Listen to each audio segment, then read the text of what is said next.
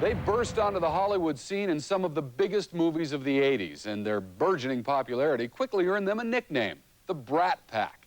Well, today, some, like Demi Moore, are still stars, while fame and fortune have not shone so brightly on others. The highs and lows of the Brat Pack. It's our Entertainment Tonight cover story. We're quite a crowd. We're quite a crowd. It may seem like yesterday, but it's over a decade since movies like St. Elmo's Fire introduced moviegoers to the Brat Pack.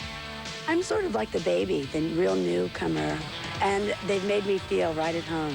Demi was lumped under the Brat Pack banner with Rob Lowe, Andrew McCarthy, and the Breakfast Club bunch, Emilio Estevez, Judd Nelson, Ali Sheedy, Anthony Michael Hall, and Molly Ringwald. I'm getting my car. I'm excited. I was 16 years old. I mean, Judd was in his 20s. You know, I was just trying to finish high school. I'm blowing your mind, aren't I? The label stuck because, in addition to making movies together, some of them were also dating and even getting engaged. This lovely young lady with me is Demi Moore, and she is my Valentine. Is there a romantic involvement going on here?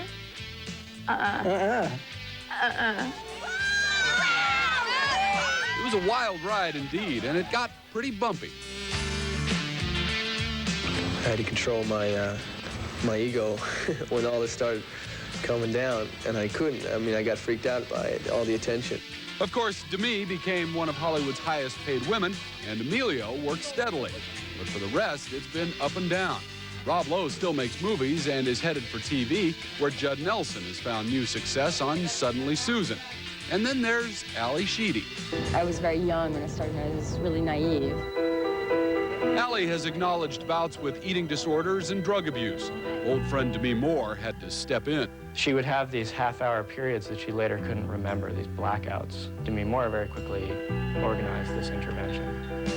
Ali disappeared from the screen. She told Us Magazine's Josh Rottenberg that Hollywood didn't find her sexy enough. She says that she was told to get plastic surgery, to get her breasts enlarged.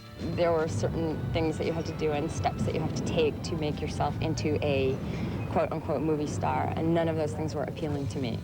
Today, as members of the old pack inch toward 40, deja vu is hitting Hollywood. We have another Brat Pack on our hands where there's a great deal of excitement about movies that appeal to the teen audience.